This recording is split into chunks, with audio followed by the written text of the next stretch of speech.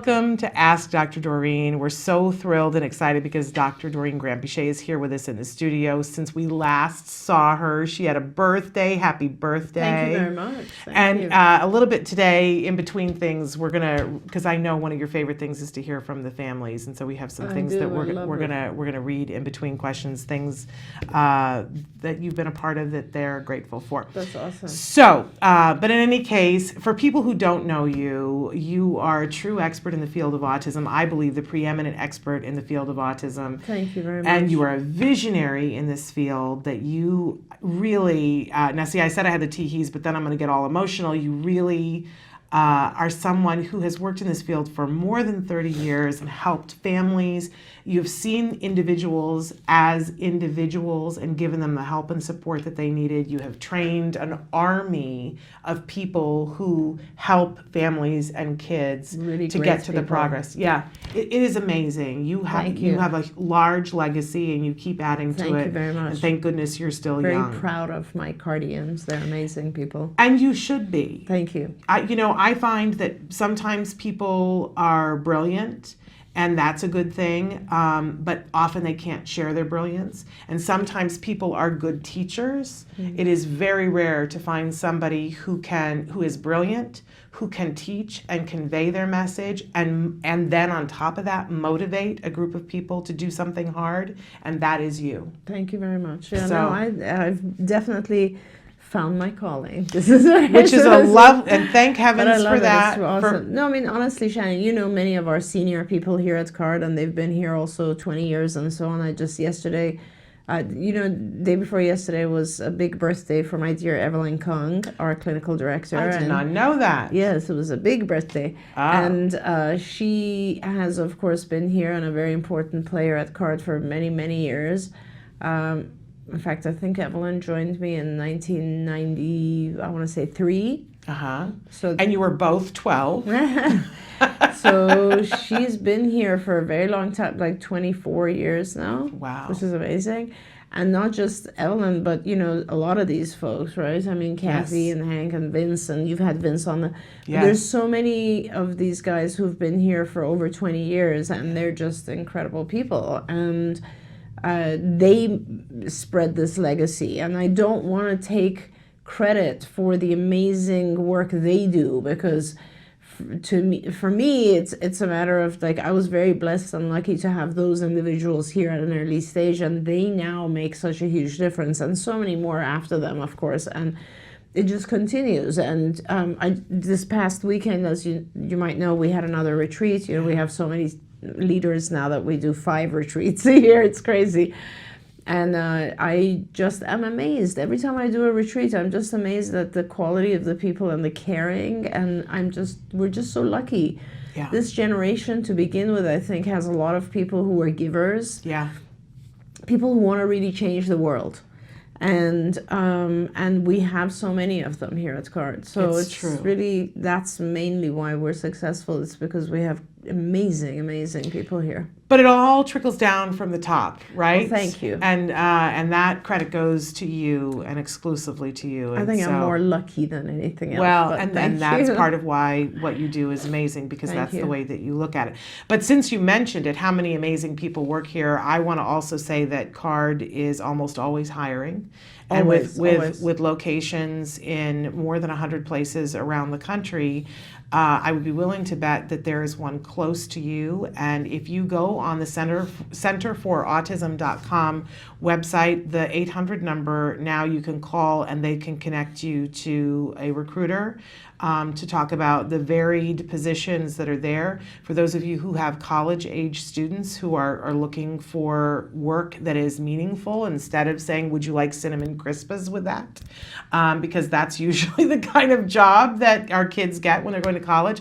If they want something more meaningful than that, we need more people in this field that are good and care, because we will never have enough. Absolutely. And they can be someplace where they are cared for and their work is meaningful. And so definitely check that out. Okay. Having said all of that, Dr. Granpeesheh is here and she answers your questions in real time. We do give the disclaimer that there is no one of any expertise who can give individual specific advice. This format doesn't allow for it because you know that person doesn't get an opportunity to see the individual. So be as specific as you can with your questions, but understand that she is going to give you information that is not individual specific for you to take and then make decisions with about what to do next. Right. And that is very exciting. We get people writing in all the time talking about how amazing that is.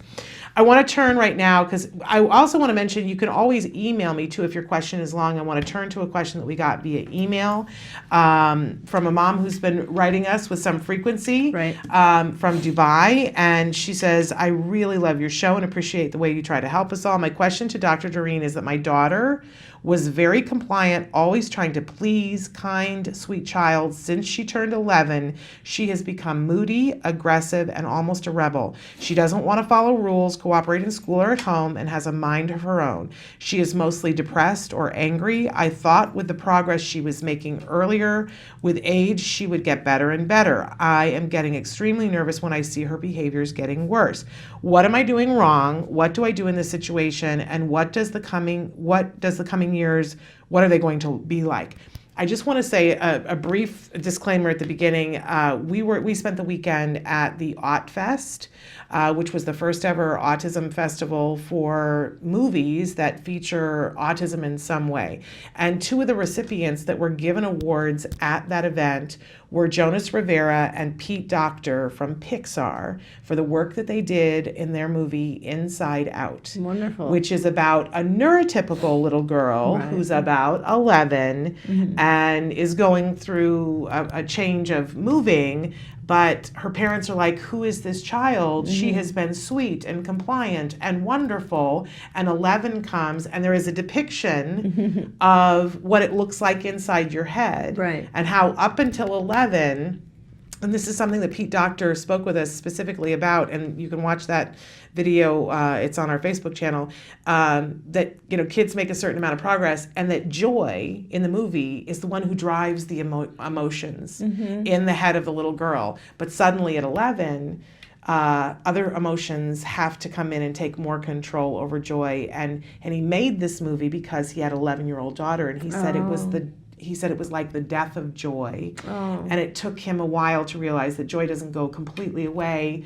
but that sadness and anxiety and anger have to take a turn driving the head for a while. So I just want to say, might be a good movie to check out. Definitely. And to watch with your daughter. Definitely. Because it gives you a visual representation for both of you. And that's one of the reasons why they got an award, because it gives us all a jumping off point to talk with our kids about this. But I'm going to let you talk specifically about.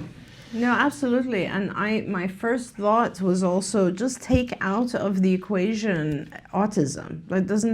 This is not just relevant to children with autism or on the spectrum in any way. And it's not just relevant to girls, it also pertains to boys. I often think about my son, who was he still is. I mean, his humor is ridiculous, and he's one of my favorite people in the world to spend time with. And he's wildly talented. And he's just such a great guy to spend time with. Yeah. But the joy that he had in his life when he was a young child, and now he's much more reserved. But, when you see, and it's great that you just said it's around 11, because I always wonder to myself, what age is it when they actually go from being these joyful, crazy kids to being more reserved? And it's around that time, it's pre-teen years. And, so to answer your question, some of this is just hormones, yes, for girls. And I think this particular girl is now 12. And some of it is definitely, but because our moods do change based on our hormones, particularly women, girls. But the other part of it is just what happens at that time in your life. There's so much change in your life when you're becoming a teenager.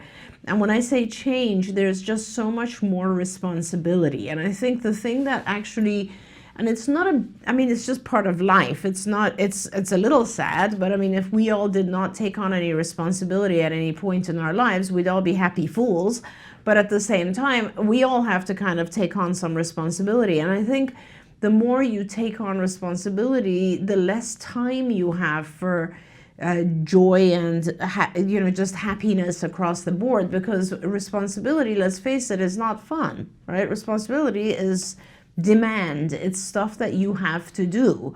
And I always say, with our kids, when they're kids, we have the great opportunity to balance their lives and try to increase reinforcers as life gets harder. And the more you increase reinforcers, obviously, the more you're balancing joy in the world and keeping the child happy and so on and so forth. But the truth is, over time, really, there's just so much that you can do in terms of manipulating the reinforcers. Life just becomes a little bit harder. There's more demand in school. There's probably more demand at home. I mean, an 11, 12-year-old is more or less expected to get up on their own, get ready by themselves, et cetera, whereas when they were 5 and 6, you were helping them with all of that. Just think about the number of things that require independence or become independent, and all of that is just, it's less reinforcement.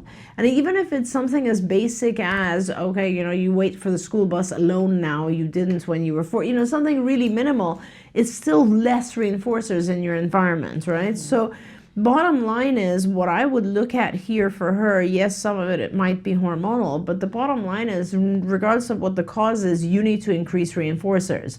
You need to figure out what is going on that's causing her to be depressed. This mom said she's depressed or angry.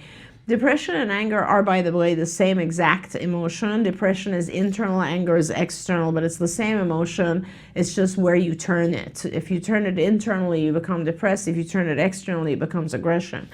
And what you need to look at is what in her environment is causing that emotion. And usually it's just an imbalance of demand to reinforcer. So there's too much demand, not enough reinforcer. Now you have to observe her environment. That means the ideal way to do this, I think, is you would have someone that she doesn't know who's a friend of yours, observe her for 24 hours, go to school with her and so on, and just take notes on what are the things that are causing her problems. Like, when is it that she falls apart? Well, how many demands are being placed on her during the course of the day? Is she receiving enough reinforcer? Now, keep in mind, demands don't have to be, or, the things that are hard for us don't have to just be in the form of a demand. They could also be things like other kids making fun of her, her finding herself in a situation that is too difficult, so she feels lost at school. It might be a sensory thing that's provoking this, like there's too much noise, or she's afraid of, having too many kids around her, or whatever it is. But if you observe her, and it can't be you because she'll react differently if you're there, but if there's an observation of her, and you'll be able to see the types of things where she has, like, she's trying to isolate herself, or she's trying to avoid, or she falls apart. What are those things? Is there a lot of homework being given to her? Is she just uncomfortable with who she is? Or it's those types of things. This is not about autism. It's about her inability to cope. And so you have to really look at the environment, look at her level of comprehension, look at what's going on around her that's causing her this stress, and increase the reinforcers and teach her a way to communicate what's going on with her. Most of the time, on the spectrum, not on the spectrum, teenager, adult, it doesn't matter.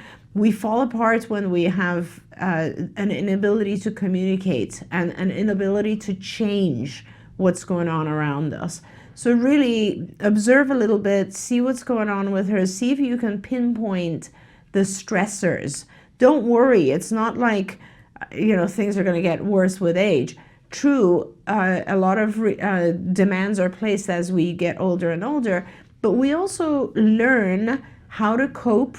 It just has to happen more in a more mild fashion. Like, maybe there's too many demands, reduce the demands and gradually teach her how to cope with them.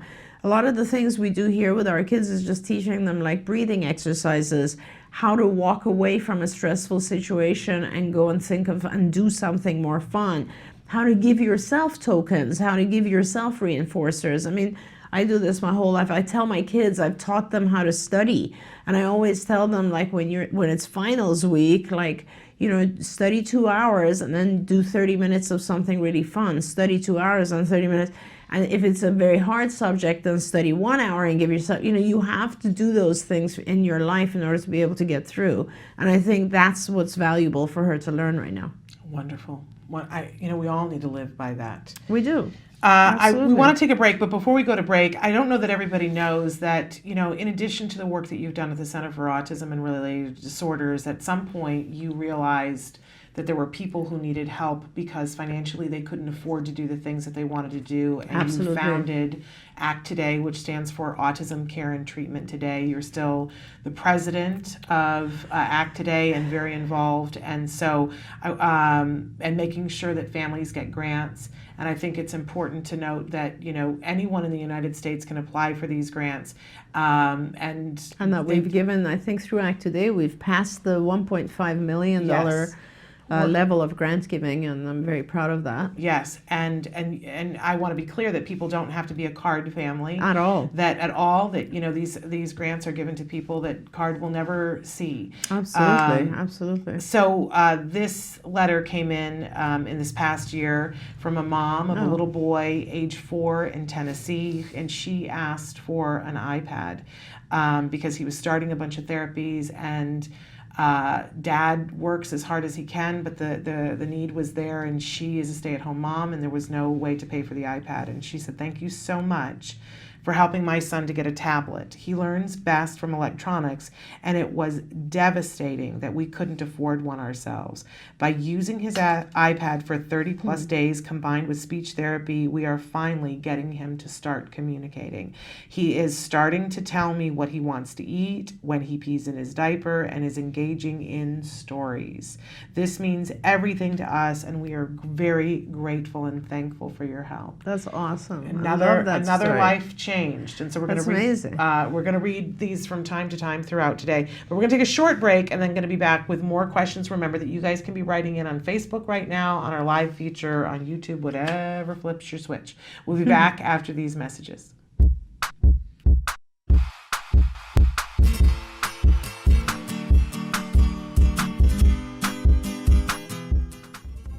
Hi guys, welcome back to Smarty. We're going to be working on identifying and labeling emotions. In February of last year, I know we did something super similar, but I promise you for this project it's going to be faster and easier because part of the project you'll be printing from our Facebook page at facebook.com/autism-live. Well, here's the rest of the materials you'll be needing. Templates, scissors, crayons, and tape.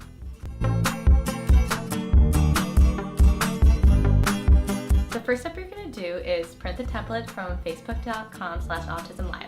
I have them right here, and I printed them double-sided.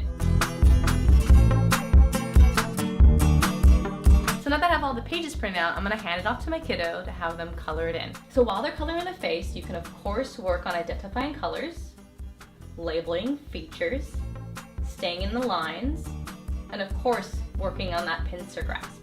Once your child has finished coloring all the faces, you're going to take the pieces of paper and fold them in half. Once I have all the pages folded in half, I'm going to layer them together like a booklet. Now that I have them like this, I'm going to do is take my tape inside and kind of tape it together so they're bound together. If you have a stapler, you can do that too. Alright, now that this has been taped together, it looks like I have a book. So we're almost done with the project. All we need to do now is cut along the dotted line. Keep in mind, don't go all the way across to the edge or else it's going to be cut into thirds and it's not going to be a solid book anymore. The other thing in mind is, your kid can work on following a straight line while cutting, and if they can't do that, help them out. Alright, my booklet now has been cut up, and as you can see, I can now take a tab and flip it, and it'll change the look of the face. And what you can do is, ask your child how the emotion of the face changes based on what parts of the features you change. Well, I hope you had fun doing this activity with me, and until next time, craft on, guys. Can you see me flying by your side? Welcome back to Autism Live and to Ask Dr. Doreen. We're here with Dr. Doreen Granpeesheh, and she's answering your questions in real time. You can write in on whatever device, whatever site you're on, you can write your questions in right now. But we had a question that came in during the break when Dr. Granpeesheh was not with us the last 2 weeks. And they said, my older sister was with CARD until she turned 16. Now she's 27. And I just want to be really honest and say that life has not been easy. Her morning and night routines have gotten so long. She's constantly adding more and more actions to her routines, changing the TV channels for 15 minutes, playing games on her phone, staring at the wall, flushing down rolls of toilet paper while she stays in the bathroom for 1.5 hours. When we try to break any of her routines, she gets aggressive, and to be honest, my mom and I can't handle her physically anymore. She likes snacks, so we told her that she could have a snack if she got out of the bathroom in 1 hour 25 minutes. And when she doesn't get the snack, she gets so aggressive. Please help.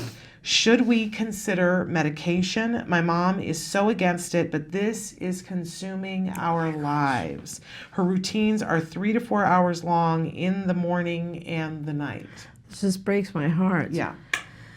And thank you for being a sibling who cares so much and writes in. This is... Yes, she would benefit. The symptoms that you're describing are very much related to obsessive compulsive type stuff. When a ritual, none of this is okay, first of all. None of it has anything to do with autism. She has developed a kind of obsessive compulsive routines, which usually happen when someone feels a little bit anxious about their environment. And could be a variety of things. I mean, OCD in my mind always starts with some sort of chemical imbalance or something, or brain maybe neurotoxin or something that causes us to feel very insecure and a need to put things in a particular order in order to feel more secure. And that's where we start those kind of routines, and they just become over-encompassing, and it's so beyond anything that we feel we can control. Like, you know, people with OCD would rather die than not do their compulsions because it's such a severe desire to do that compulsion.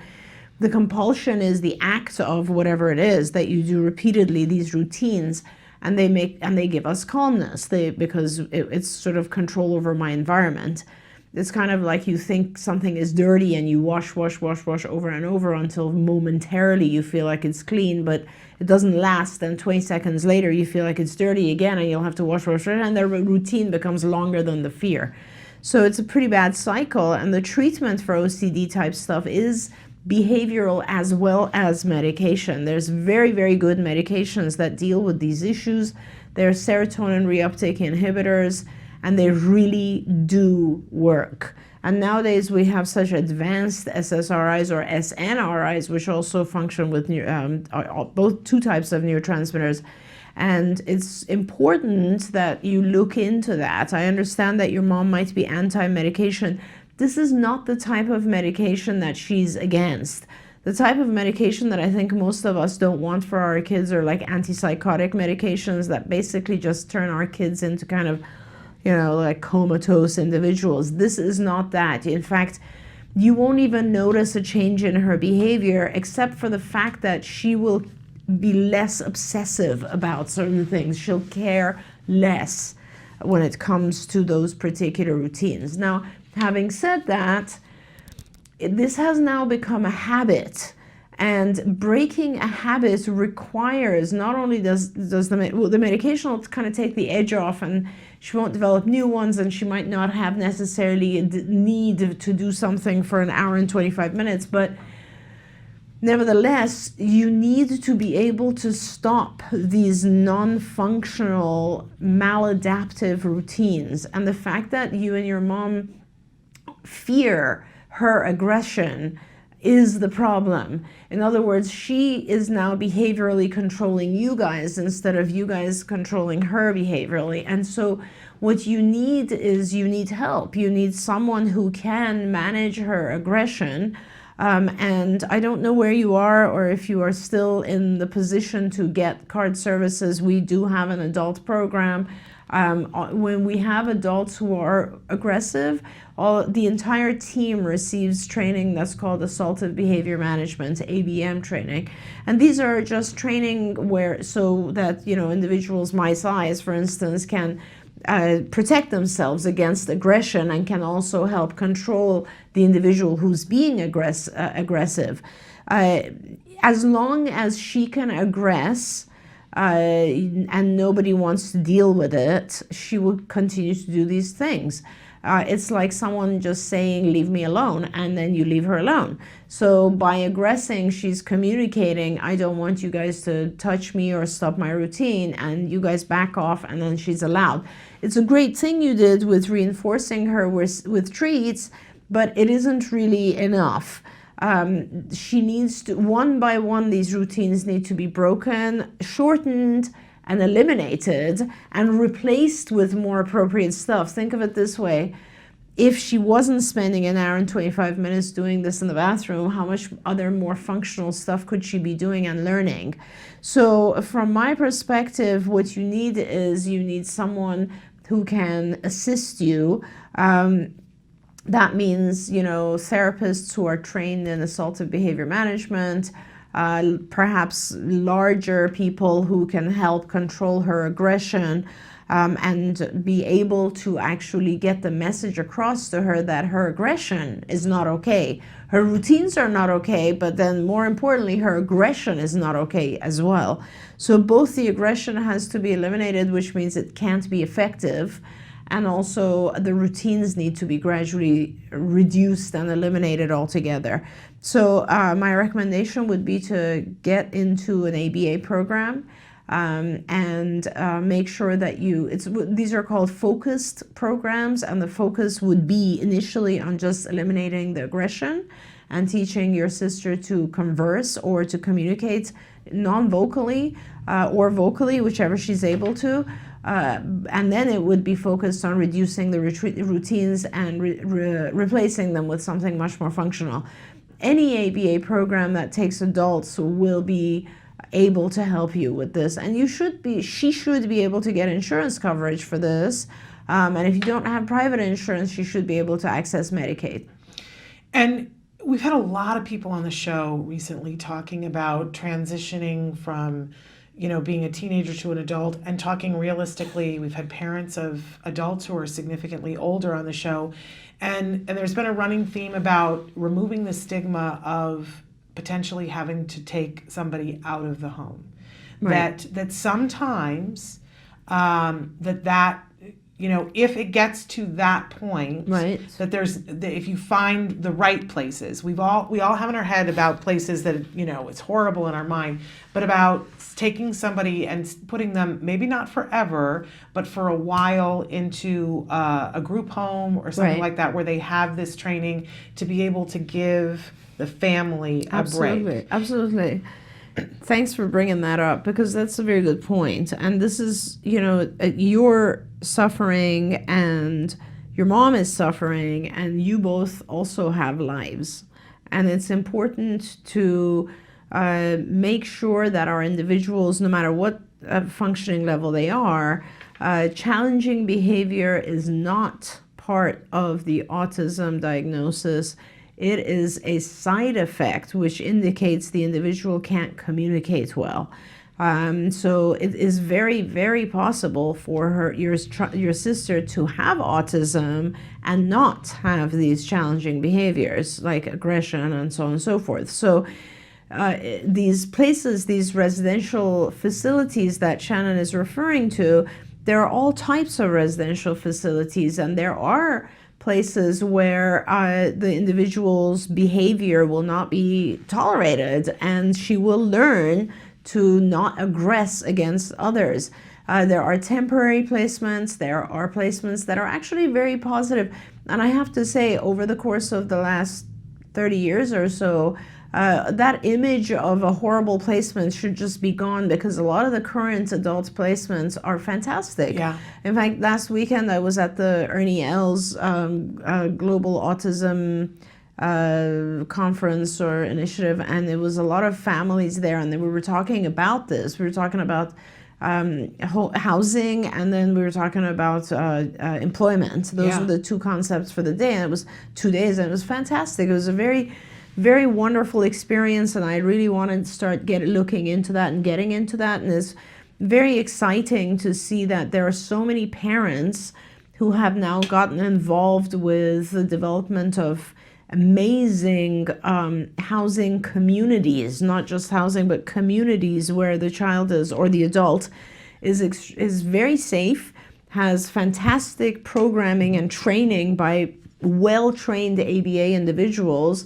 And these types of behaviors are not that hard to manage. Honestly, when you have an individual who's trained and they do not allow aggression, what happens is the individual, your sister, learns very quickly, okay, this wasn't effective. I should probably communicate rather than aggress because it just didn't work. Yeah. So that's another thing to look into, definitely. And that's emotionally, it can be very tricky and hard on everybody, but we've just done a whole host of shows with guests who have gone through it. I would encourage you to take a look and see some of the different options. Right. Pat Grayson DeYoung in particular did an amazing hour with us about what it was like with her son growing up and getting to the point where they couldn't do it anymore. And him leaving for a while, coming back, and ultimately him saying, I think I want to go back. I want to live on my own. Oh, amazing. And how freeing that can be for a family, and how good it was for him. Yeah, absolutely. Absolutely. Something to be considered in any case. And then let us know if you need some more help and support. You're part of the family. Definitely. And as we go to break, we've been reading letters that we get from ACT Today folks, and there are two brief ones here that I want to read that have to deal, because one of the things that ACT Today gives grants for is under the heading of safety is often fencing. When we have, and I think a lot of people think, oh, well, that's just little kids. It isn't. So I want to read these two. First, Colston, who was 4 years old, his mom wrote in and said, part of our daily battle with Colton is that he's drawn to the road and would elope. I have two other children. When I would turn for a second to address them, bam, he was gone. I was so terrified to even take him outside because it was so bad. I couldn't stand the thought of losing him from something like this. I started looking for options, and it was very hard to put a large sum of money on a fence right away. He desperately needed it as quickly as possible. I came across ACT Today.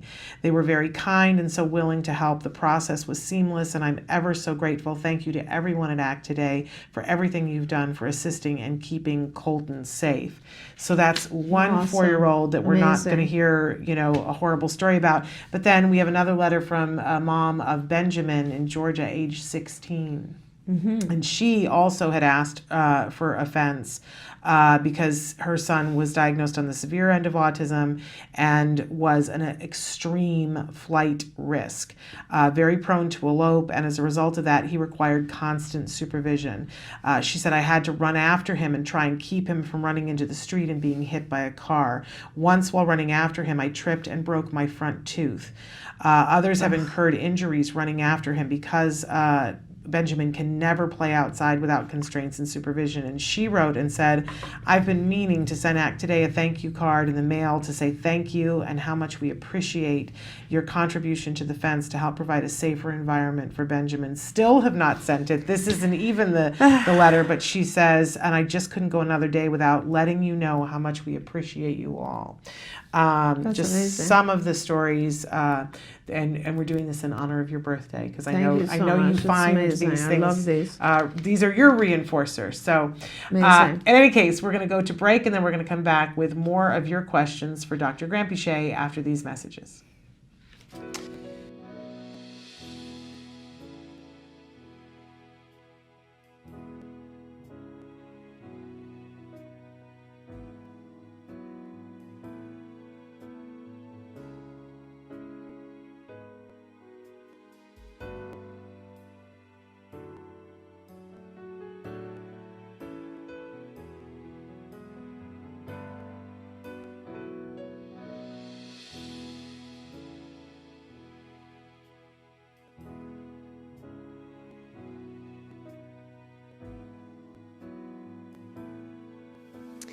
Being part of this community is really important to a mom with a son like Jackson, because it really does take a village, and you need so much support, you know, to help bring out all of the amazing qualities and skills and talents that our children have. So I'm just very grateful to everybody who was a part of this.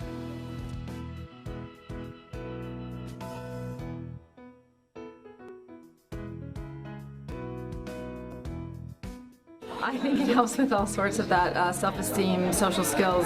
They seem to communicate a little bit with each other, and they had a lot of friends. The helpers were phenomenal, and I think the social skills for sure, because they, you know, they worked together and they did a couple of group things across the floor, and they sang songs together, and I yeah, for sure, I think it's a really huge deal. A great program.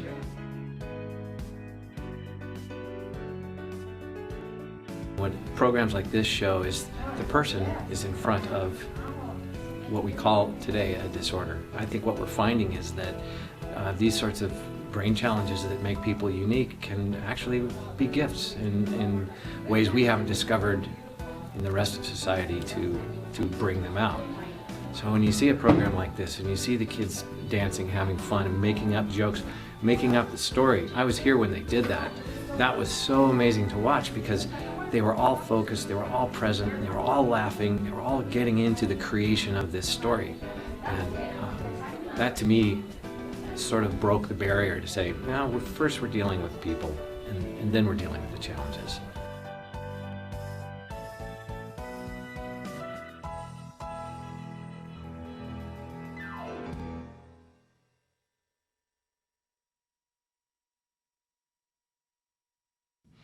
Welcome back to Autism Live and to Ask Dr. Doreen. Dr. Doreen Granpeesheh is here with us, and she's answering questions, your questions, in real time. So I want to go to a question about vacationing, because I know a lot of people are starting to think about this. Dear Shannon and Dr. Doreen, any tips for vacationing with a child that has self-regulation issues? Should I bring a visual with me or practice self-calming during our trip? She's 10 years old and has anxiety issues that cause her to get upset and frustrated when things don't go perfectly in her eyes. It basically can be any little thing that triggers her, and sometimes I don't even know until she's yelling at me and stomping her feet. Thank you. I look forward to your show every week. That's wonderful. Thank you very much. I can't really, I mean, yes, you can practice self-calming stuff, of course. I don't know, maybe the best thing you can do is two things. One is you should, depending on the type of vacation you're taking, let's say you're going to a beach, you might want to start preparing her for differences that pertain to that. So like a beach environment would involve sand, so you might want to make sure she's comfortable with sand. So whatever it is that you're going into which is different from her current routine, you would want to make sure she's acclimated to. The second thing is you should just start really practicing the ability to self-calm. So like give her a few things, items that she can have with her that are the things she turns to in order to calm herself. That one of the most effective things in my mind is these noise canceling headphones. I see more and more. I love it. I go to places and I see adults and adolescents, teenagers, kids wearing these, and I can tell they have autism, but I love when I see them wearing it, because I know that it is a technique where the individual takes this and puts it on in order to shut out the external noise that's bothering them. I love that. Keep in mind that a lot of kids with on the spectrum or adults also have sensitivity, visual sensitivity. So it's often, I find it also nice for our kids if they have a pair of sunglasses or something that they can put on. You know, honestly, it's funny because I know people who have anxiety, and I see when they travel, they always put sunglasses on, put headphones on, and put a hoodie on, you know, and it's very self-isolating. It's kind of like, don't look at me, I'm not here. And I know that that sort of thing for our kids would also be very helpful. So, you know, yes, practicing those types of things is very good for your child. It's helpful. But one of the things I want to say is you wrote that it basically can be any little thing that triggers her. And sometimes I don't even know until she's yelling at me and stomping her feet. the thing that concerns me about that is that I envision that she's yelling and stomping her feet, and then you start to try to calm her. And by doing it in that order, what you're doing is you're reinforcing the yelling and stomping of feet. So what has to happen is before she yells and stomps her feet, if you've recognized the signs, then you engage and redirect her. If she starts yelling and stomping her feet, you can't any longer remind her, you can't anymore calm her, you cannot be involved in soothing her in any way because it's too late, I'm afraid. And anything you do to soothe or calm her would now be reinforcing the behavior she just exhibited. So in those circumstances, if she's stomping her feet and so on and so forth, I would actually, if it's possible, if you're in a safe place, I would actually walk out. I would walk away. I would leave her to have her tantrum or so on. Often our kids don't tantrum when we're not there, which is also an indication that they're trying to communicate something. So what I would do is I would walk away, and when she calms down, I would give her the opportunity to communicate to me what disturbed her. And a lot of our kids are not even verbal, and that's okay, because all you have to do is show them a picture or an icon or something that is like, her in her relaxation mode, her with her headphones on, her in her favorite place, something for her to indicate, I want a calming, soothing period of break. I need a break from this. Some indication that she needs a break. It's really important that our kids have the ability to ask for breaks. That is probably going to be the thing that saves you on this trip, because if she has anxiety, if she has sensory input issues, if she has whatever is going on that might cause her to have a hard time or get frustrated, if you can figure out what that is before the tantruming or yelling or stomping happens, please then prompt her to do the soothing activity. If you can't, you just kind of need to leave it alone. There you go. Great advice for all of us, because everybody's thinking about vacations, hopefully, this summer. Yes. We're going to take a short break. Before we go, I want to read another letter from a parent. Awesome. This is about Reagan, who's 12 years old, and her mom wrote and said, "Your team never gave up on Reagan. I was pleasantly surprised to finally encounter people like you who actually cared. You all showed great compassion for children in need. Your team never gave up on my little girl when so many others in the past have. We will be forever grateful to you, not only for your contribution to her education, because she was given a grant for speech therapy, but for your good hearts. It's something I will never forget, and I sincerely thank you for helping my baby girl and other children with special needs." That's awesome. An amazing thing. Make me cry. All right, we're going to take a short break, and then we're going to be back with another question. Stick with us.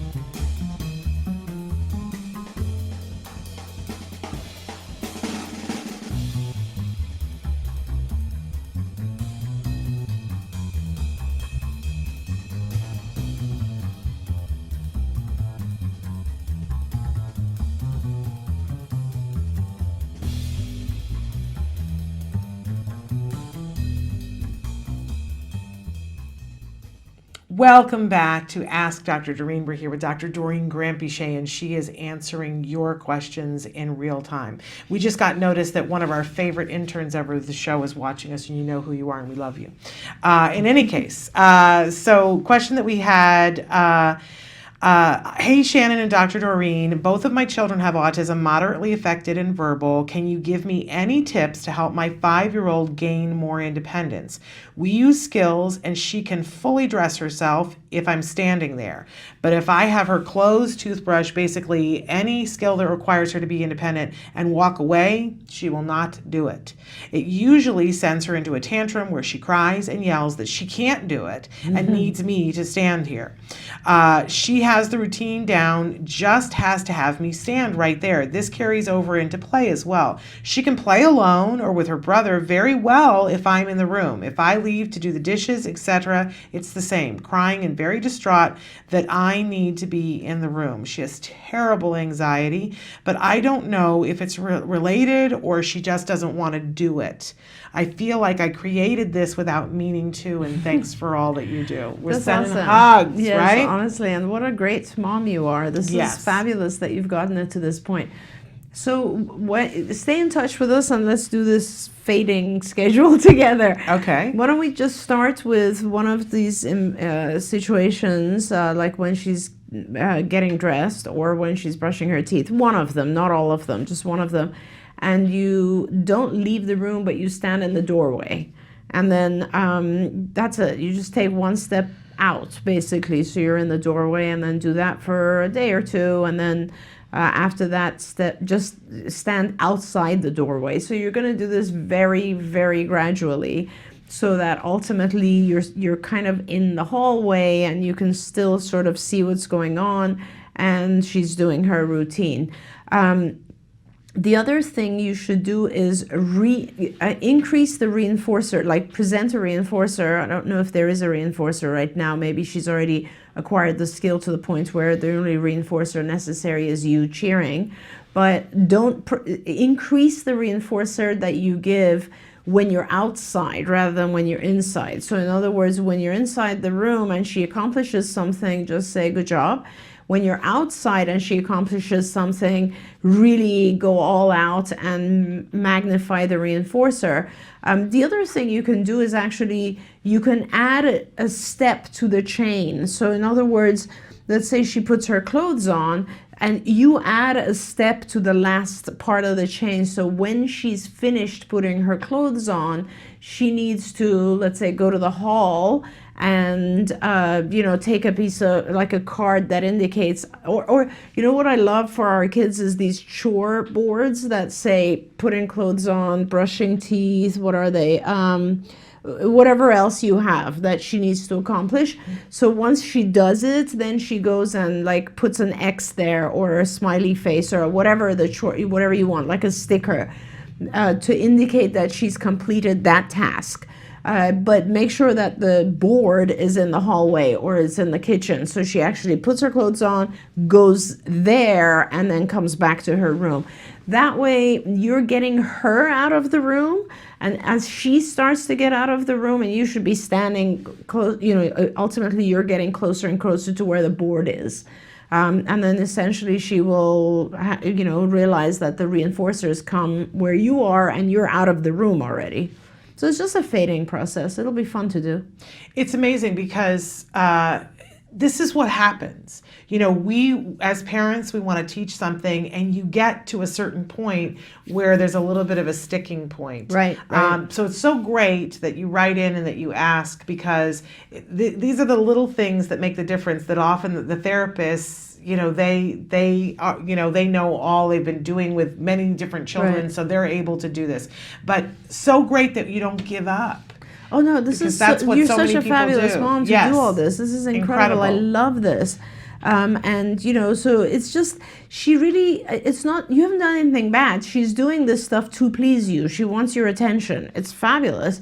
One of the things about our kids is, like, often they don't care about our attention. The fact that she wants you to reinforce it is fantastic. Absolutely. Just reinforce it more when you're out of the room. And there's a whole set of lessons, though, in skills, but I can't remember whether they're in the adaptive or if they're in the executive independent function stuff? where you have to put the fluency of everything together. So you've learned all the skills. It's Right. got to be in the executive functions, because you've learned all the skills for the adaptive adaptive stuff like brushing your teeth and stuff, but then you have to, in the executive all functions, together. you have to pull it all together, do the planning, and then follow through, and then reinforce yourself. That's right.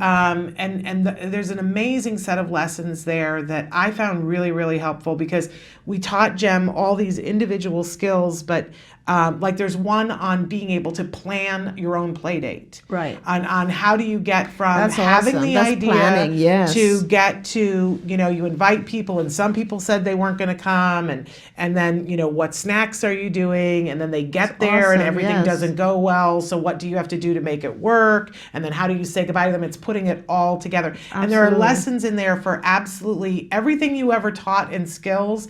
There's a lesson there about how to put it together in a chain of things and see whether it's working for you and you're actually being reinforced for it. That's Definitely. kind of brilliant. And the thing for parents is, you've done such a fabulous job, like teaching someone to, let's say, brush their teeth, or teaching someone to get dressed. It is a series of steps, right? I mean, brushing your teeth involves taking the toothbrush, or actually first taking the toothpaste, opening the cap, putting the cap down, taking the toothbrush, putting it, wetting it, brushing your teeth, washing it, washing your mouth. All of those multiple steps. And what you did is the way we teach it often is we call backward chaining. So you basically do the whole thing and leave the last step, and you model the last step. Then you model the last two steps, and individually the child gets to the point where they're doing the whole thing on their own. What you did is all you have to do now is add a few steps to the end of the chain, which involves, when you're done, you go to the kitchen. Yeah. And that's where you get your reinforcer. That becomes the last step of the chain, and then it's all good. Okay. And You could also make it a game and say, when you're done, you have to come find mommy, and make it a fun game. And then when you if you find mommy, you get a big reinforcer. Amazing. We're pretty much out of time, so I want to take the time to read one more letter. Yes, please. And then we unfortunately have to say goodbye to you. I'd like to keep you here all day. But this comes in about Jace, who's a 3-year-old in Texas, and the grant was for help with co-pays, which is a very big deal that so many people are facing right now. It's like, oh, my insurance will pay for all this therapy, but I have to be able to pay this copay, and it's out of my means. That's and right. Just heart-wrenching. So this mom said, thank you so much, ACT Today, for awarding my son Jace with a grant that will help us with the daily insurance copay for ABA therapy. I'm a single mother of 2. My son was diagnosed on the spectrum at the age of 27 months, and I was fortunate to get, he's a CARD family. I was fortunate to get him in a CARD facility within 2 months of his diagnosis, where he has since been receiving intensive ABA 40 hours a week, Monday through Friday. You go. That's amazing. At the beginning of 2016, Jace was nonverbal, unresponsive to his name or simple commands, did not interact or seek attention, no eye contact, and so on. He is now a completely different little boy, and I'm so thankful to all. He walks into the room wherever I am, and he will say, "Hi, Mommy," and walks right back out. She says, I drive a total of 128 miles every day just to drop him off and pick him up, and it has been worth every mile. And she says, God is good. My cup overfloweth. Wow. We send you hugs. That's amazing. Isn't that amazing? And there are more that we didn't get to. Maybe next week we'll read some more.